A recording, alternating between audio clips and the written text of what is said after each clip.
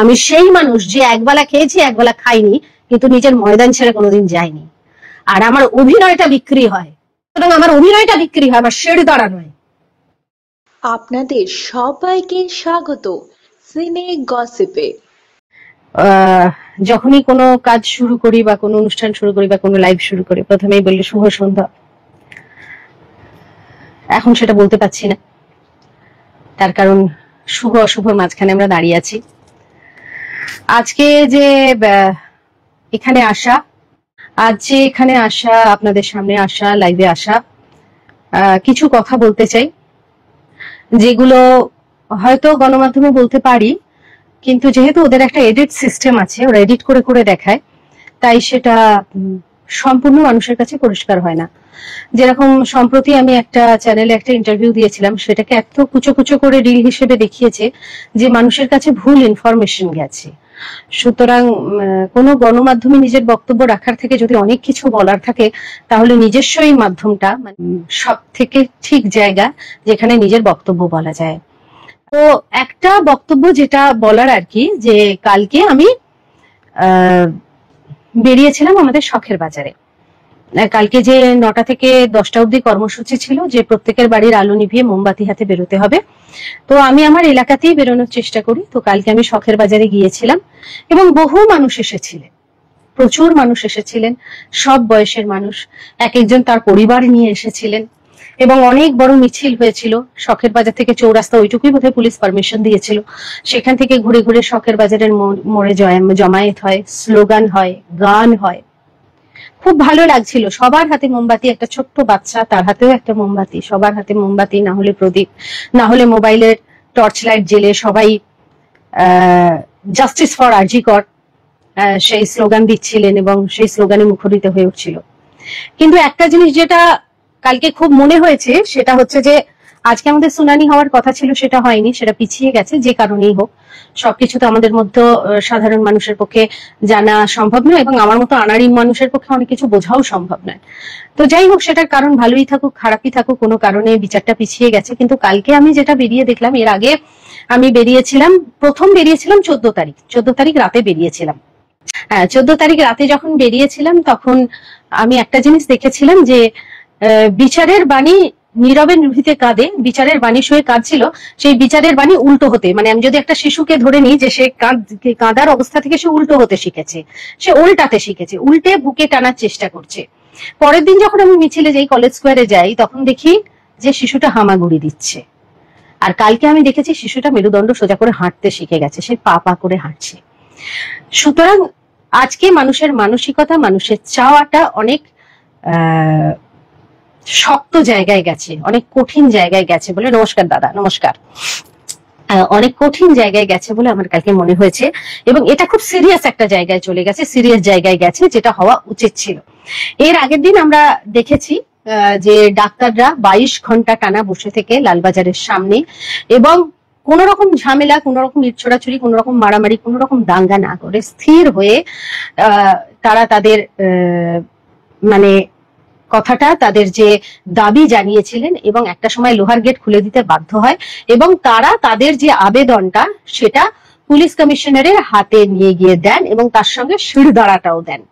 এটা আমার খুব ভালো লেগেছে এবং এটা থেকে আমি শিক্ষা নিয়েছি এবং আমার মতো নিশ্চয়ই অনেকেই শিক্ষা নিয়েছে। সুতরাং কালকে আমি যখন নিজে বেরিয়েছিলাম এবং কালকে সারা রাত আমি নিউজ দেখেছি ভোর 4টে অবধি, আমার দেখে যেটা মনে হয়েছে যে মানুষ অতিরিক্ত ক্ষুব্ধ হয়েছেন। মানে এই যে এতটা দেরি হচ্ছে, এত দিন পেরিয়ে যাচ্ছে, আমরা সঠিক কিছু বিচার পাচ্ছি না, এবং পুলিশ কমিশনারের হাতে ডাক্তাররা যখন তাদের আবেদনপত্রটা দিতে গেছেন, তখন তিনি বলেছেন উনি ওনার কাজে প্রচন্ড খুশি। এইসব মিলিয়ে মিশিয়ে মানুষ এবং ইয়ুথ আর কি, যারা বাচ্চা ছেলে মেয়ে, যারা ইয়ুথ, যারা দেশের ভবিষ্যৎ, তারা প্রচন্ড ক্ষুব্ধ। তারা না মানার সীমা এসে দাঁড়িয়ে গেছে, মানে দেওয়ালের একদম পিঠে, মানে দেওয়ালে পিঠ থেকে গেছে এমন একটা জায়গায় দাঁড়িয়ে আছে, এবং তাদের মানসিকতা দাঁড়িয়েছে হয় এসপার না হলে ওসপার। যারা আন্দোলন করছেন তাদের অবস্থা দাঁড়িয়েছে হয় এসপার নয় ওসপার। সমস্ত আন্দোলনেরই এটা রীতি যে আন্দোলন একটা সময় চরম জায়গায় যাবে, বিচার পেতে, জাস্টিস পেতে, মানুষ যেটা চাইছে, যে ভবিষ্যৎটা দেখতে চাইছে, সেটা দেখতে যত দেরি হবে মানুষ তত ক্ষুব্ধ হবেন। এবার এই ক্ষুব্ধতার মাঝখানে কি হবে, যে কোনো ক্ষুব্ধতার মাঝখানে কিছু কিছু ভুল হবে, এটা হতেই পারে, এটা খুব স্বাভাবিক। কিন্তু আমি একটাই কথা বলবো যে এই ভুলগুলো ঠিক করা উচিত এবং মাথা ঠান্ডা। কালকে যেরকম আমি দেখলাম যে, আমি সেটার মানে গণমাধ্যমে বললামও, যে একজন শিল্পী মাথা ভাঙায় আঁকছিলেন, তাকে চড় মেরে মেরে সরিয়ে দেওয়া হলো এবং তার আঁকাটাকে মুছে দেওয়া হলো। প্রত্যেক মানুষের নিজের মতো করে প্রতিবাদ করার অধিকার আছে। একজন শিল্পী যে আঁকছিল সে যে কোনো মনস্ক হতে পারে, সে যখন এই প্ল্যাটফর্মটা এসে দাঁড়াতে, এটা আমরা কেন বুঝতে পারছি না আমি জানি না, যে আমি যে কোনো মানুষ কোনো একটা মনস্ক হতেই পারেন।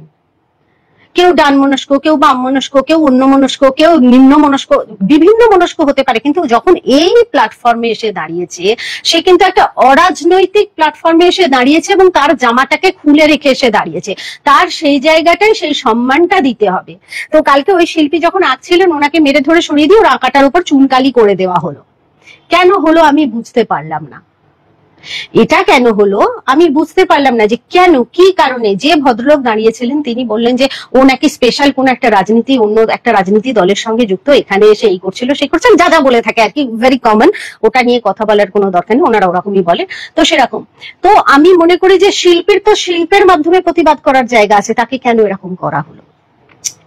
আমি যেরকম 9 তারিখ যখন আরজি করে এই ঘটনাটা ঘটে, 9 তারিখ আমি বম্বে গিয়েছিলাম। তো বম্বে যেতে রাতে 2টার সময় আমি বম্বেতে পৌঁছেছি, রাতে 1:30টার সময় আমি বম্বেতে পৌঁছেছি, 2টার সময় আমি হোটেলে পৌঁছেছি। এবং বম্বের বৃষ্টি আপনারা জানেন, সাদা হয়ে বৃষ্টি পড়ছে, মানে প্রচন্ড বৃষ্টি পড়ছে। সেই সময় আমি একটা মুশকিলে পড়ি। কি মুশকিলে পড়ি সেটা এখন ইলাবোরেটলি বলতে চাইছি না, তার কারণ হচ্ছে যে তাতে অনেক সময় যাবে।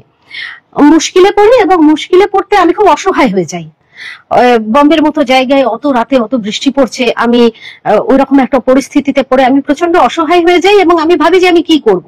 এবং আমি তখন বম্বেতে সবাই সিদ্ধিবিনায়ককে খুব বিশ্বাস করে এবং আমিও গেলে সিদ্ধিবিনায়ক মন্দিরে যাই। তখন আমি সিদ্ধিবিনায়ককে বলি, গণপতি তোমার এখানে এসে তো কেউ মুখ কালো করে যায় না, আমি কাজ করতে এসে এরকম একটা বিপদে পড়লাম, তুমি আমাকে বাঁচাও। এবং 2.5 ঘন্টার মধ্যে আমি সেই প্রবলেমটা থেকে বেরিয়ে যাই এবং বেরিয়ে যাই। পরের দিন আমি কাজ যেদিন ছিল তার পরের দিন আমি সিদ্ধিবিনায়ক মন্দিরে যাই, পুজো দিই এবং আমি মনে মনে ভাবি যে কোনোদিনই তো আমি সেইভাবে গণেশ পুজো করি না আলাদা করে, কিন্তু যে কোনো পুজোর শুরুতে গণেশ পুজো করতে হয়। তো এবারে আমি গণেশ পুজো করবো এবং গণেশ ঠাকুরটা আমি নিজে নিজে বানিয়ে নেবো। আমি কোনোদিনও ঠাকুর বানাইনি, তো আমি ভাবি যে আমি গণেশ ঠাকুরটা নিজে নিজে বানিয়ে নেবো। তো এবার এইটা ভেবেছিলাম যে যেরকমই পারি, ভগবান তো নিজের আকার নিজেই ধারণ করে নেন, আমি মাটি দিয়ে একটা গণেশ ঠাকুর বানিয়ে নেবো, সেটাকেই আমি পুজো করব। এবং আমি একটা গণেশ ঠাকুর এই ঘটনার মধ্যে দিয়ে যখন যাচ্ছি, এই মিছিল, এই আন্দোলন, এই সমস্ত কিছুর মধ্যে দিয়ে যাচ্ছি, তখন আমার মনে হলো যে, তো আমি তখন ভাবলাম যে আমি একটা গণেশ ঠাকুর বানিয়ে নিলাম। এবং এই যখন একটা চরম সীমায় আমরা এসে পৌঁছেছি এবং আমার তখন মনে হলো যে আমার যে কোনো দায়, আমার যে কোনো কষ্ট, আমার যে কোনো প্রতিবাদ, আমি প্রথমে ঈশ্বরকেই জানাই। আমি সবার আগে ঈশ্বরকে জানাই, কারণ আমি একটা জিনিসই মনে করি যে ঈশ্বর দিলে ফুরোয় না, মানুষ দিলে কুলোয় না। ঈশ্বর চাই, তাই মানুষের মাধ্যমে আমরা পাই, সুতরাং আমি ঈশ্বরকেই বলবো। তো আমি ঠাকুরটা গড়তে শুরু করি এবং এই মানসিকতা নিয়ে গড়ি যে আজকে যে মেয়েটার সঙ্গে এরকম হলো এবং যে হাতিটার সঙ্গে, যে মা হাতিটার সঙ্গে এরকম হলো, ভগবান তুমি তো তার দায় এড়াতে পারো না। সুতরাং তোমার মায়ের আগে, মা দুর্গার আগে, মা দুর্গা যদি অসুর দলনী হয় তার আগে তুমি আসবে, সুতরাং তোমাকে তো তার দায় নিতে হবে, তুমি কেন তার দায় নেবে না বলে আমি ঠাকুরটাকে গড়ে আপনাদের আমি ঠাকুরটাকে দেখাই। যে জেনারেলি আমরা গণেশকে দেখি রাজবেশে, এখানে আমি যেটা করেছি, এই যে গণেশের যে হাতে লাড্ডু থাকে সে হাতে প্রেগনেন্ট হাতিটা, কারণ ঈশ্বরেরও নাওয়া খাওয়ার অবকাশ নেই যতক্ষণ না বিচার হচ্ছে। তার ডান হাতে লাড্ডুর জায়গায় মা হাতিটা, আর গায়ে হচ্ছে তিলোত্তমার অ্যাপ্রনটা, যাতে রক্তের অনেক দাগ, রক্তের হাতের ছাপ, যারা তার সঙ্গে এটা করেছে রক্তের হাতের ছাপ, আর গলায় হচ্ছে ডাক্তারদের এই প্রতীকী স্টেথোটা, যেটা নিয়ে তারা লড়াই করছেন। সুতরাং এই দায় ঈশ্বরকেও নিতে হবে। ঈশ্বরে যে বসে লাড্ডু খাবে তা তো হতে পারে না। এত বড় দায় যে হাতির মাথায় নিয়ে উনি বসে আছেন ভগবান হয়ে, সেই হাতিকে এত নির্মম ভাবে মারা হয়েছে, সুতরাং তার দায়টাও ওনাকে নিতে হবে।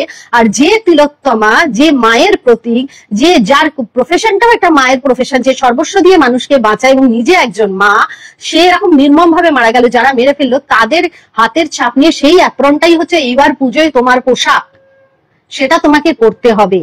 আর নিচে হচ্ছে পৃথিবী। পৃথিবীর যতই সবাইকে এই যে ব্লু হচ্ছে পৃথিবী, আমরা যদি স্পেস থেকে পৃথিবীটাকে দেখি তাহলে নীলই লাগে। এই ব্লু হচ্ছে পৃথিবী, এই পৃথিবীর ওপরে ভগবান বসে আছে। পৃথিবীতে বসে নিজেকে যারা সর্বোচ্চ ক্ষমতাবান বলে মনে করছেন তারা ভুল করছেন, কারণ তার উপরে এত বড় ঈশ্বর বসে আছে। এবং এখানে এই লেখাটা আছে, লেখাটা নিশ্চয়ই আপনারা পড়তে পারছেন কি লেখা আছে। সুতরাং আজকে যদি এই ঠাকুরটা বানানোর জন্য কেউ যদি মনে করে যে আমাকে গুলি করে মারবে বা আমার আঙুলগুলো ভেঙে দেবে, তাহলে তো আমার কিছু করার নেই, তিনি করতেই পারেন।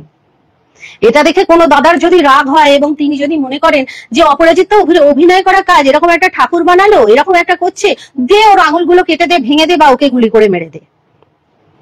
সুতরাং যে কোনো মানুষের তার মতো করে প্রতিবাদ করার অধিকার আছে, তাকে প্রতিবাদ করতে দিতে হবে। সেটা গানের মাধ্যমে হোক, নাচের মাধ্যমে হোক, একদম মানে জনগণ সবাই মিলে মোমবাতি মিছিলের মাধ্যমে হোক, মশাল জ্বালিয়ে হোক, চিৎকার করে হোক, গলার জোর বাড়িয়ে হোক, তাকে তো প্রতিবাদ করতে দিতে হবে। তার প্রতিবাদের গলা চেপে ধরলে হবে না, এবং সমস্ত মানুষকেই দিতে হবে। সব মানুষের অধিকার আছে এখানে। সাধারণ মানুষ, অসাধারণ মানুষ, নিম্নমনের মানুষ, উচ্চমনের মানুষের বলে কোনো জায়গা নেই। সর্বসাধারণের এটা হচ্ছে প্রতিবাদ।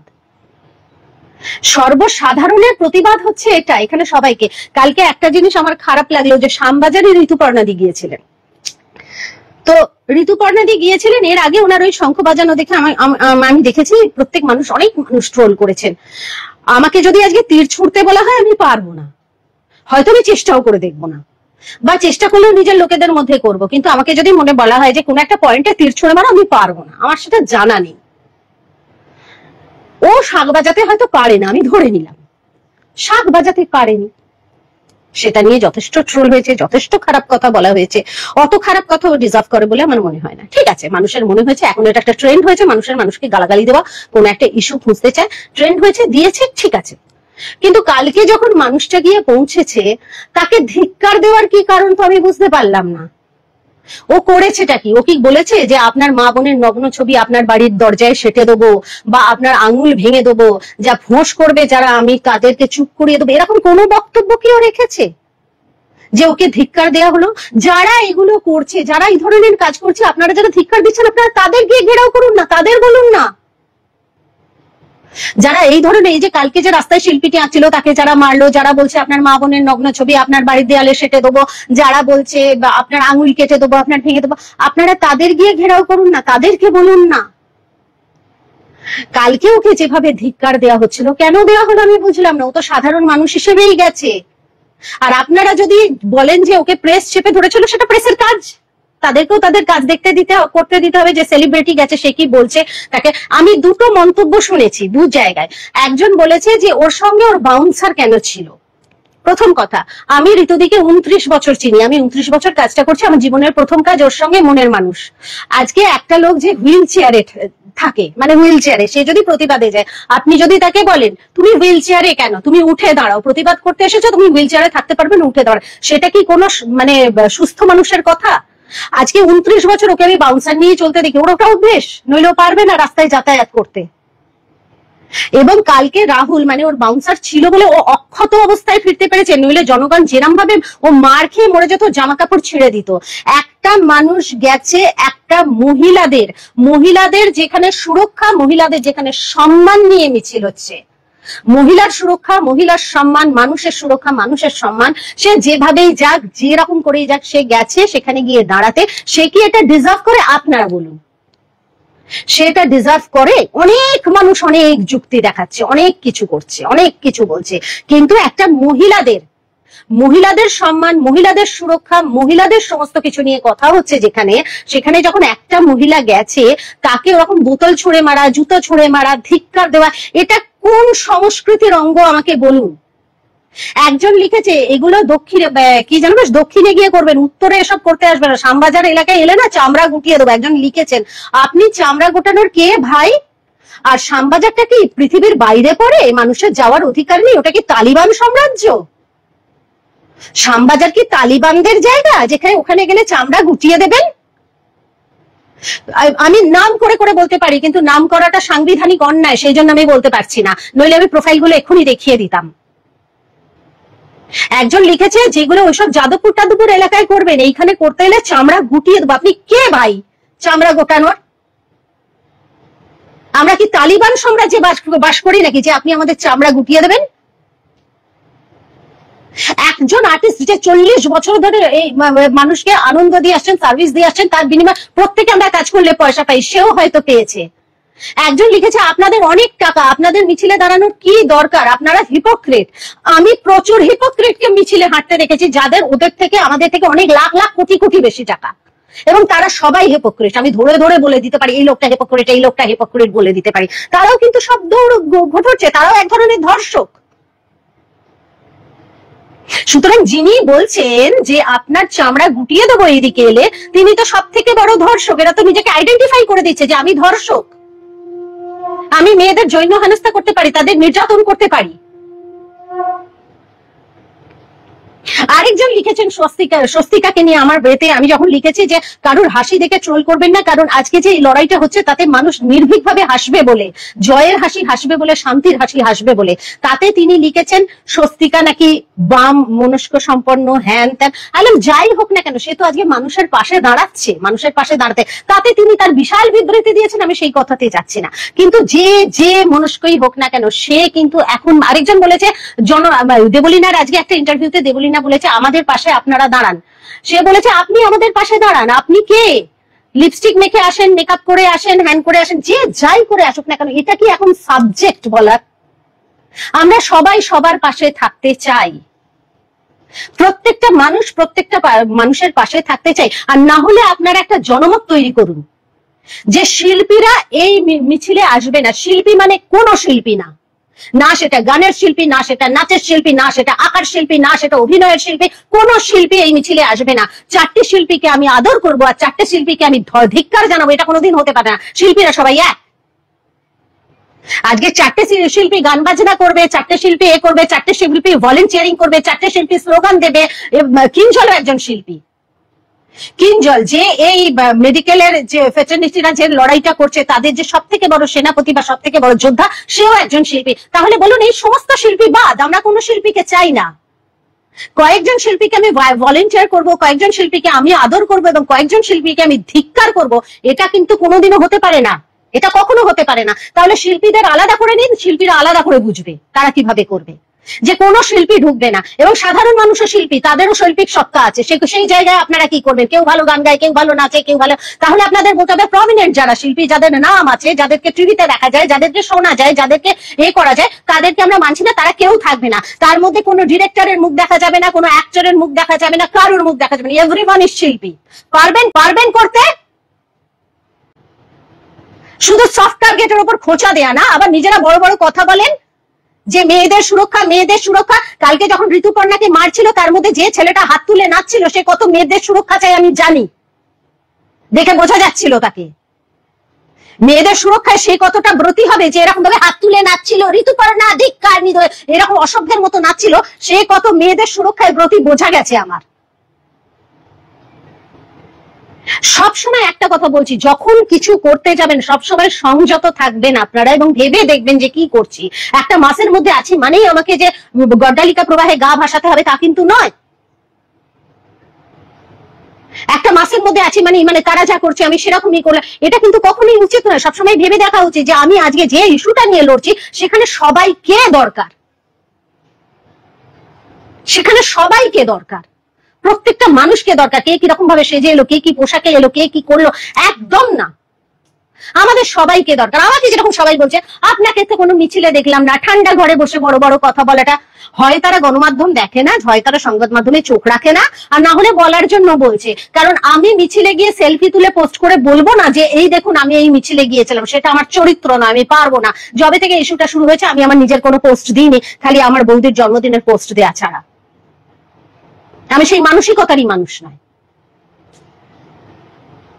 সুতরাং যারা এই ধরনের কথা বলেন তাদেরকে আপনারা বোঝান, আর আপনারা সঠিক জায়গায় আন্দোলনটা করুন যে যারা এই ধরনের ঘটনা ঘটাচ্ছে, যারা এই ধরনের নোংরা নোংরা কথা বলছে। আজকে কালকে যদি মানুষের একটা অন্য রকমের কোনো ঘটনা ঘটতো, তাহলে সেই দায় কে নিত আমাকে বলুন? পুলিশ তো নিজের লাগাম ছেড়ে দিয়েছে, তার তো কোনো নাই। ত্রিসীমানার মধ্যে কোনো পুলিশকে দেখা যাচ্ছিল না, পুলিশ তো অনেকদিন আগেই হাত তুলে দিয়েছে, তারা তো নিষ্ক্রিয়। তারপরেও নগরপাল বলছে যে সে নাকি তার টিমের কাজে প্রচন্ড খুশি, এই জন্যই তো পশ্চিমবঙ্গের এই অবস্থা। নগরপাল বলছে নাকি সে নাকি প্রচন্ড খুশি। এবং কিঞ্জল, তুমি যদি আমার এই এটা দেখো, আমার এই লাইভটা দেখো, তাহলে তুমি প্লিজ তোমারও কিছু বক্তব্য রেখো, কারণ তুমি সমযোদ্ধা এটার। সুতরাং পুলিশ যখন কিছু করছে না, এর যখন কোনো ভূমিকা নেই, সমস্ত কিছু যখন সিস্টেম যখন এত আলগা, তখন মানুষকেই নিতে হবে মনুষ্যত্ব দিয়ে। যেখানে মনুষ্যত্বের গল্প হচ্ছে, মনুষ্যত্ব ফিরে পাওয়ার গল্প হচ্ছে, মনুষ্যত্ব এবং শিরোধারা নিয়ে একটা কথা হচ্ছে, সেই জায়গায় দাঁড়িয়ে এরকম একটা ঘটনা ঘটে কি করে? কালকে মিমিকেও ধিক্কার স্লোগান দেওয়া হয়েছে, গো ব্যাক স্লোগান দেওয়া হয়েছে। কেন? আমি আজকে একটা পোস্টে আমি দেখেছি মিমিকে, ঋতুপর্ণাকে দেখিয়েছে মমতা ব্যানার্জির সঙ্গে ওদের ছবি দেখা যায় বলে ওদের সঙ্গে নাকি এরকম করা হয়েছে। যতগুলো শিল্পী ময়দানে নেমে লড়ছে, যতগুলো শিল্পী, প্রত্যেককে কোনো না কোনো দিন মমতা বন্দ্যোপাধ্যায়ের সঙ্গে ছবিতে দেখা গেছে। চ্যালেঞ্জ, হয় পুরস্কার নিতে, নয় তার পাশে দাঁড়াতে, নয় তার অনুষ্ঠানে অ্যাঙ্কারিং করতে, নয় তার অনুষ্ঠানে গান গাইতে, নয় তার অনুষ্ঠানে নাচতে, প্রত্যেকটা শিল্পীকে দেখা গেছে। তাহলে তাদের সবাইকে বলুন, এদের সবাইকে মমতা, তারা তো যোদ্ধা, তারা তো ভলেন্টিয়ারি করছে, তারা তো এ করছে এবং খুব সুন্দরভাবে, খুব মানে এফিসিয়েন্সির সঙ্গে কাজ করছে। তারা প্রত্যেকে খুব এফিসিয়েন্সির সঙ্গে কাজ করছে। আজকে কলেজ স্ট্রিট থেকে সেদিন ধর্মতলা যে মিছিলটা হয়েছিল, আমি সেই মিছিলে হেঁটেছি, তার মধ্যে যত ভলেন্টিয়ার ছিল অসাধারণ। আমার দেখে তাদেরকে প্রণাম করতে ইচ্ছে করছিল, স্পেশালি যারা স্লোগান দিচ্ছিল তাদেরকে প্রণাম করতে, অত সুন্দর ম্যানেজমেন্ট। কিন্তু তার মধ্যে বহু শিল্পীও ছিল যারা ভলেন্টিয়ার, এবং তারা একটা সময় এই এই এই যে শাসক দলের সঙ্গে কথা হচ্ছিল তাদের সঙ্গে খুব অ্যাক্টিভলি যুক্ত ছিল। জিনিস শিখে রেখেছেন, চটি চাটা চটি চাটা চটি চাটা। আরে মানুষের পরিবর্তনটাকে, মানুষের ভালোত্বটাকে নিতে পারবেন না? মানে অনেক ভালো কাজ হচ্ছে। কালকে হাজরা মোড়ে যারা পথনাটিকা করছিলেন অসাধারণ। মানুষের মধ্যে চেষ্টা করছেন, মানুষ চেষ্টা করছেন, এবং এইটার একটা রেজাল্ট আছে, এটার একটা রেজাল্ট হবে। কিন্তু তার জন্য আমাদের সহিষ্ণু হতে হবে এবং সবাইকে ওয়েলকাম করতে হবে, প্রত্যেকটা মানুষকে ওয়েলকাম করতে হবে। কালকে আমি শখের বাজারে যাচ্ছি, শখের বাজারে গিয়ে দাঁড়ালাম, প্রত্যেকে মোমবাতি নিয়ে নিয়ে দাঁড়িয়ে আছে। একদল হয়তো ভদ্র মহিলা তার পরিবার নিয়ে এসেছেন, তিনি বোধহয় কারুর বাড়িতে কাজ করেন বা কিছু হবে। তিনি এসে যেই বাতি জ্বালাতে শুরু করলেন, অন্য দলটা অন্য ব্যারিকেডের দিকে চলে গেল। কেন? এ লড়াই সবার, এ লড়াই সবার। সে আবার চলে যায়। আমি বললাম দাঁড়ান দিদি, আমরা সবাই মিলে স্লোগান দেবো, আপনি দাঁড়ান। এখানে মানে আমি জানি না কালকে ওখানে যারা ছিলেন তাদের মধ্যে এখানে কেউ আছেন কিনা, তারা বলতে পারবেন। সুতরাং এই লড়াই সবার, এ লড়াই তোমার, এ লড়াই আমার। এই লড়াইয়ে কাউকে ধিক্কার দেওয়া মানে নিজেকে ধিক্কার দেওয়া। যারা ধিক্কার দিয়েছেন তাদের নিজের লজ্জা করছে না? একটা আঙুল যখন আপনি কারোর দিকে তোলেন, তিনটে আঙুল তো নিজের দিকে থাকে। এবং এই লড়াই আরো বড় হবে। সত্যি যদি সুনামি আরো পেছনে সুনামি আসবে, এই লড়াই আরো বড় হবে, এই লড়াই আরো সাংঘাতিক জায়গায় যাবে। এই ভাইবসটা কালকে আমি ফিল করেছি। সুতরাং আমাদের সকলকে সংযত হবে, শক্ত হতে হবে এবং সবাইকে ওয়েলকাম করার ক্ষমতা রাখতে হবে।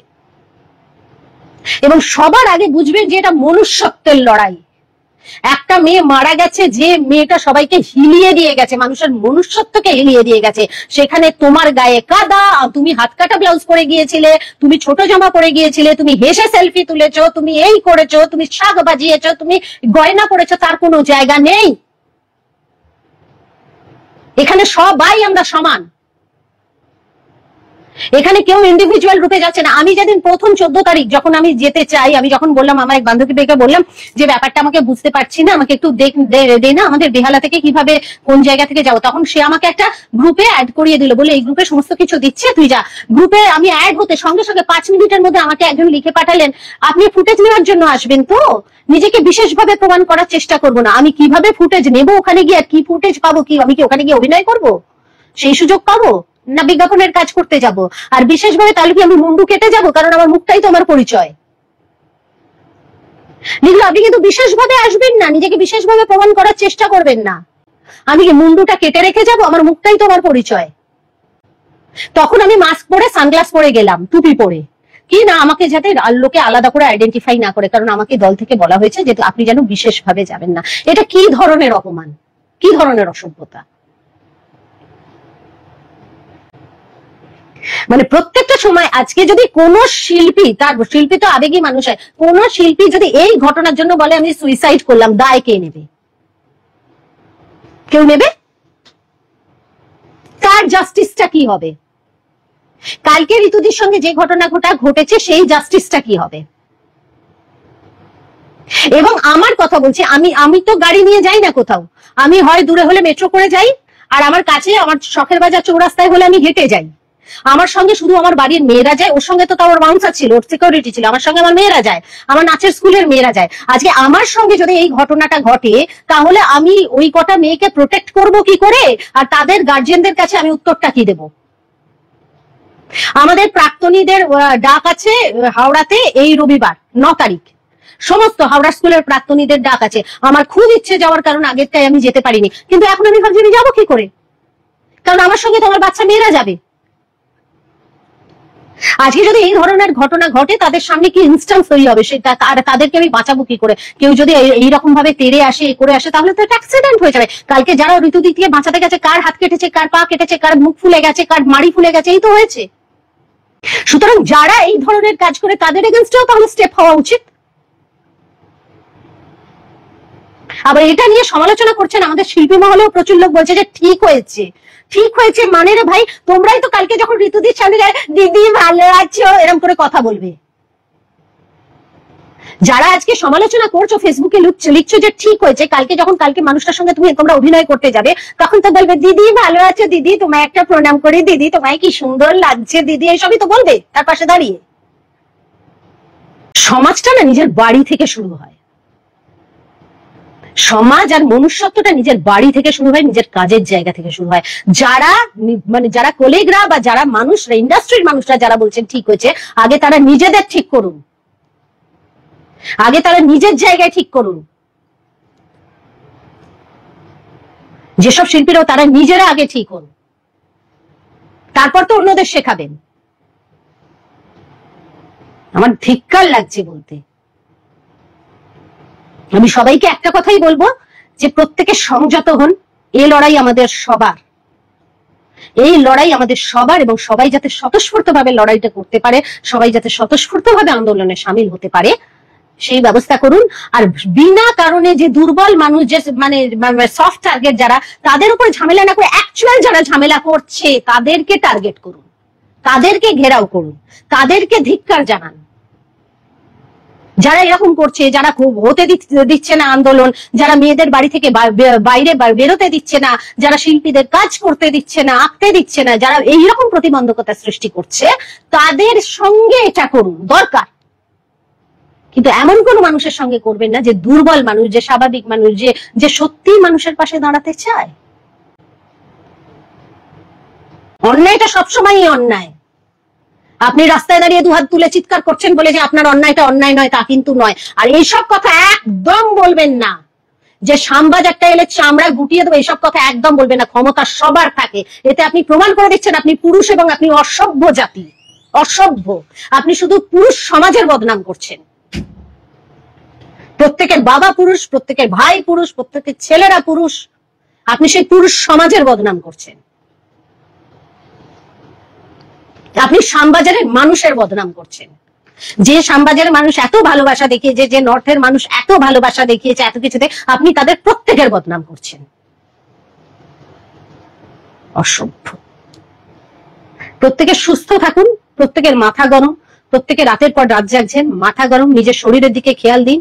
এবং আমি মেয়েদেরকে যে বলবো, যারা ঘরের সমস্ত কিছু করছেন, বাইরের কাজও সামলাচ্ছেন, আবার প্রত্যেকদিন মিছিলে যাচ্ছেন, তারা নিজেদের খেয়াল রাখুন আর সংযত থাকুন, বুঝতে শিখুন। কেউ কিছু বলছে বলেই হই হই করবেন না। আপনি বুঝুন যে এই লড়াইটা মনুষ্যত্বের লড়াই, এই লড়াইটা নারীর লড়াই, আর এই লড়াই আমরা সবাই এক। আমার আর বিশেষ কিছু বলার নেই। ভালো থাকবেন, আনন্দে থাকবেন।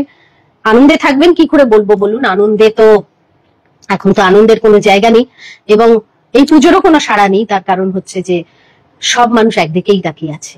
এটাই আমাদের পুজো, সেই পুজো সার্থক হোক, সেই পুজোয় আমরা জাস্টিস পাই, তাহলেই আমাদের দুর্গাপুজো সম্পূর্ণ হবে, তাহলেই মা খুশি হবেন। পুজো হয়তো পুজোর মতো হবে, আমরা আমাদের মতো। আরেকটা কথা বলছি যে আমি কিন্তু আমার মতো করে প্রতিবাদ করেই যাব। আজকে আপনারা যারা বলেন না যে আপনি ঠান্ডা ঘরে বসে প্রতিবাদ করছেন, আপনার কি যাবে আসবেন, আমি কোন জায়গা থেকে এসেছি শুধু আমার সঙ্গে যারা ছিল তারাই বলতে পারবে। আমি সেই মানুষ যে একবেলা খেয়েছি, একবেলা খাইনি, কিন্তু নিজের ময়দান ছেড়ে কোনোদিন যায়নি। আর আমার অভিনয়টা বিক্রি হয়, আমার একজন আমার খুব প্রিয় মানুষ একটা কথা বলেছিল, আমি আর সেটা বলতে চাই। আমার একটা প্রিয় মানুষ বলেছিল যে তোকে যখন 200 টাকা দিয়ে, সরি, আমাকে বলেছিল তোকে যখন 200 টাকা দিয়ে সিনেমা হলে গিয়ে দেখি তখন তোকে অসাধারণ বলে মনে হয়, কিন্তু তোকে যখন তোর বাড়ির মধ্যে দেখি আমার একদম ভালো লাগে না। তুই অত্যন্ত সাধারণ, তুই ঘর মুছিস, তুই বাসন মাজিস, তুই বাড়ির কাজ করিস, তুই শাশুড়ির ওপরে কোনো কথা বলিস না, এক গাদা লোকের মধ্যে থাকিস, তোর আবার অসাধারণত্ব কি? তোর অসাধারণত্ব হচ্ছে তোকে যখন টিকিট কেটে দেখতে চাই। আমি সেই মুহূর্তে তাকে কিছু বলতে পারিনি, কারণ আমি এই কথাটা শুনে স্তব্ধ হয়ে গেছিলাম, আমার এত কষ্ট লেগেছিল, কারণ তাকে আমি এতটাই ভালোবাসি, বাসতাম নট বাসি। কিন্তু আমি পরে তাকে জবাব দিয়েছিলাম, এবং হ্যাঁ, আমার মধ্যে যে সাধারণত্ব আছে সেটাই হচ্ছে আমার গ্ল্যামার। আমার অভিনয়ের মধ্যে যে অসাধারণত্ব আছে, যার জন্য আমি এত পুরস্কার পেয়েছি, সেটা যেরকম আমার কৃতিত্ব, সেটা যেরকম আমার ভগবানের আশীর্বাদ, সেরকম আমার মধ্যে যে সাধারণত্ব আছে, আমি যে সাধারণের সঙ্গে এক, আমি যে শাশুড়ির মুখের উপর কোনো কথা বলতে পারি না, আমি যে 10 জন 12 জন মানুষের সঙ্গে এক বাড়িতে থাকি, আমার বাড়িতে যে আমার একটাই ঘর, সেটা আমার গ্ল্যামার, সেটাই আমি। সুতরাং আমার অভিনয়টা বিক্রি হয়, আমার শিরদাঁড়া নয়, শিরদাঁড়া আমার সোজা। আর আমি আমার মতো করে প্রতিবাদ করবো, এবং আমার যেটা খারাপ লাগবে আমি সেটা মুখের উপরেই বলবো, তাতে কারোর ভালো লাগুক আর না লাগুক তাতে আমি আর বললাম না। যাকে নমস্কার। আমরা হলাম সিনে গসিপ। জুড়ে থাকুন আমাদের সঙ্গে, সাবস্ক্রাইব করুন আমাদের এই ইউটিউব চ্যানেলটি।